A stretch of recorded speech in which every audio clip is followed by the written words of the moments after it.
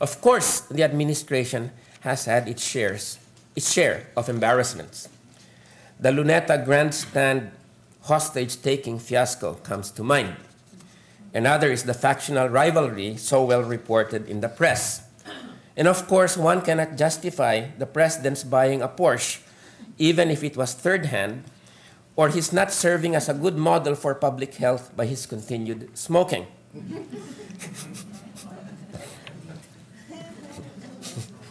Maniwala kayo.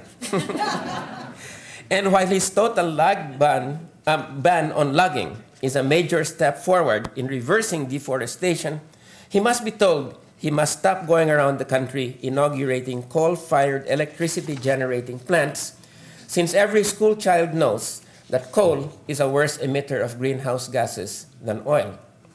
Yes, we have an energy crisis in the Philippines, but we cannot afford shortcuts like establishing coal plants and we should instead take advantage of the crisis to adopt really renewable energy options. We in Akbayan never had any illusions that there were diverse forces in the administration coalition, and that some of these forces are averse to the structural reforms that we, as the principal progressive force in the Philippines, and we are the principal progressive force in the Philippines, feel are necessary to bring about dynamic economic growth, greater equality for our people, and a sustainable society.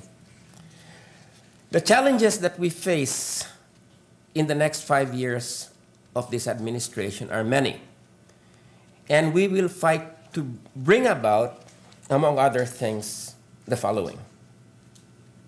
First, a new deal for the Philippine working class that banishes the plague of contractualization. Second, the reversal of the policies of trade liberalization and globalization that have destroyed so much of our agriculture and industry. Third, a moratorium on the repayment of debts, which we have paid many times over, and which now take up some 20 to 25% of the government budget. Fourth, the full implementation of the Agrarian Reform Extension Law, CARPER, of which Risa Ontiveros was one of the co-authors, and the consolidation of land reform. Fifth, an end to demolitions and evictions and the provision of innovative socialized housing services for millions of urban poor families. Sixth, a new macroeconomic paradigm to bring about Philippine development that takes advantage of the country's natural advantages in agriculture. We cannot promise we will win these battles, but what we can pledge is that we will give the struggle our all. In the next few months, the key political battle will be the fight over the Reproductive Health, Family Planning, and Population Management Bill. The key aim of this measure, which has been brought before the House floor after over 12 years of struggle, is to provide free contraceptives, free counseling in family planning, and sex education for our less privileged countrymen and countrywomen, and for our young people. 400,000 abortions and over 200,000 maternal deaths now take place because of the lack of access to contraceptives and family planning services. The Philippines' failure to control its population growth, moreover, is one of the principal forces preventing sustained and sustainable development and keeping so many of our people poor. The rest of the big countries of Southeast Asia, Thailand, Vietnam, and Indonesia, have over the last 40 years successfully managed their population growth and have gone a long way to substantially eliminating poverty. Just to give an example, Thailand had a smaller gross domestic product than the Philippines in 1975, but it had roughly the same population size, the same high population growth rate, and the same percentage of people living in poverty. Thailand was able to reduce its population growth rate to 1.3%, while the Philippines declined to only 2.3% in the period 1975 to 2005. During that period, Thailand's GDP grew by 4.9%, while the Philippines grew by a minuscule 0.4%.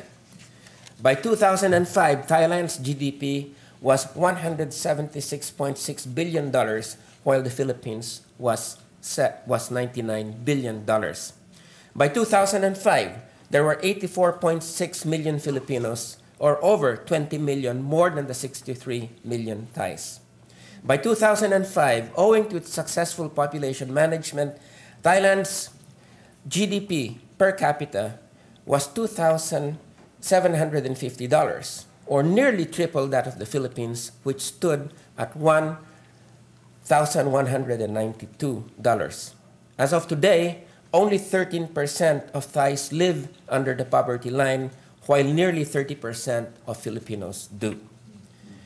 But we are falling behind not only Thailand, but Indonesia, once the basket case of Southeast Asia, which has only 7.5% of its people living in poverty, and even Vietnam, where the poverty rate is 14.5%.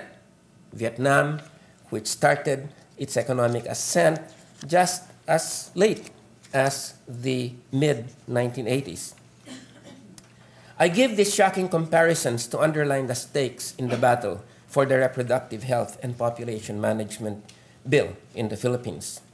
And in this connection, I wish to commend the President for the political courage he has shown in supporting the bill. In the Philippines, it takes political courage to go against the Catholic Church hierarchy, which has threatened political retribution to members of Congress and other elected officials who will vote or support the reproductive health bill. Risa, by the way, is one of the country's staunchest champions of reproductive rights, and not surprisingly, she is also one of the figures most demonized by the church hierarchy. But the long and short of it is, we have no choice but to win this battle.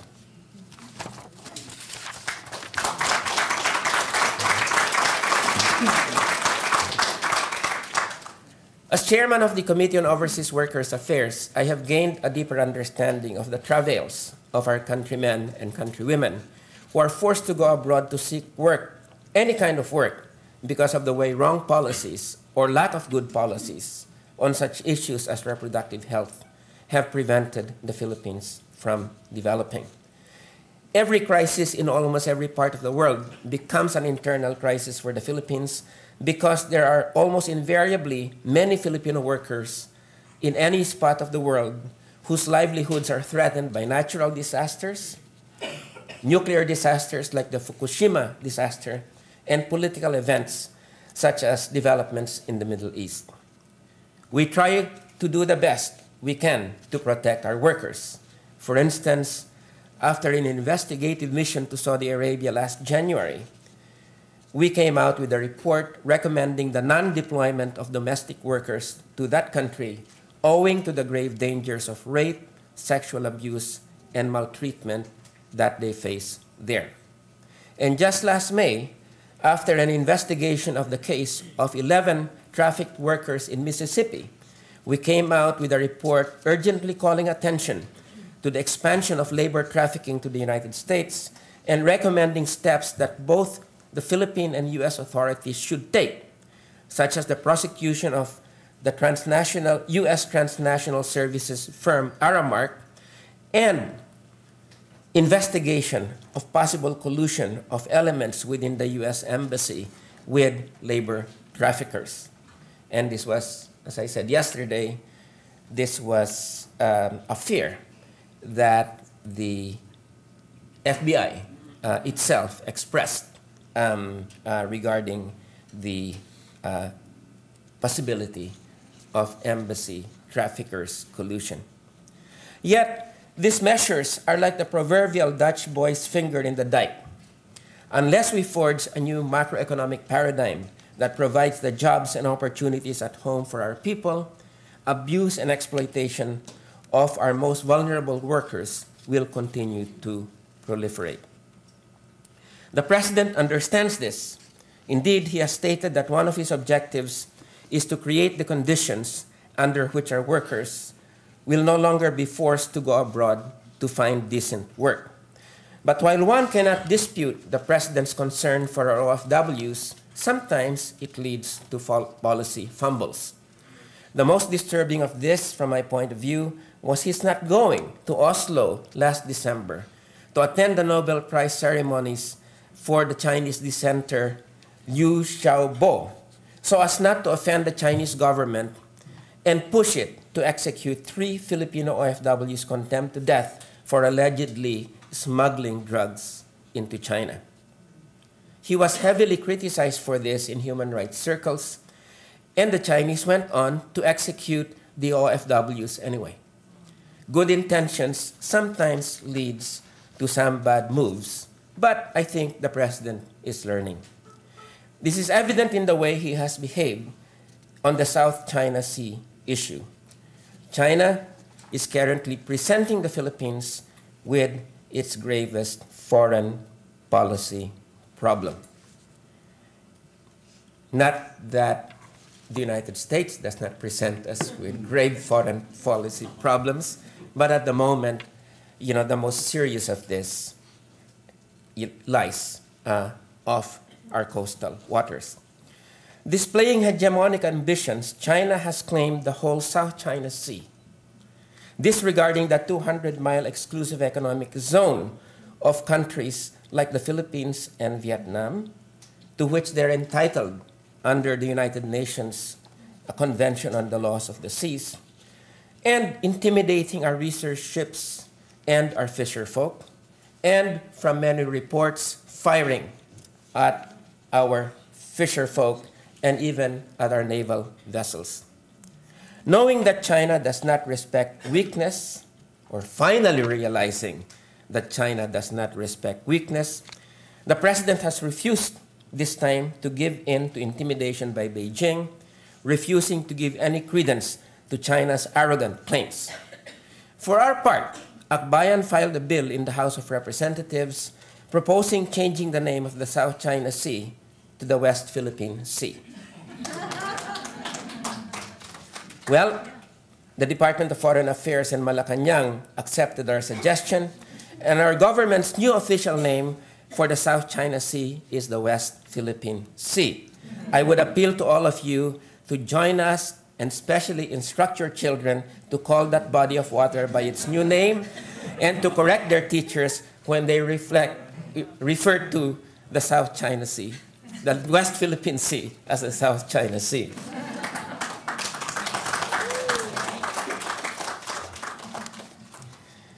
The challenges that we confront are many and difficult. In this connection, we have always seen the Filipino community in the United States, as well as the broader American people, as important allies in our country's continuing fight for freedom, equality, and development. Gina and Selmy, KDP, AMLC, and CAMD made a historic contribution to forging these trans-Pacific links of solidarity. I'm confident we will continue to nurture and strengthen these bonds of kinship and solidarity. I thank you very much.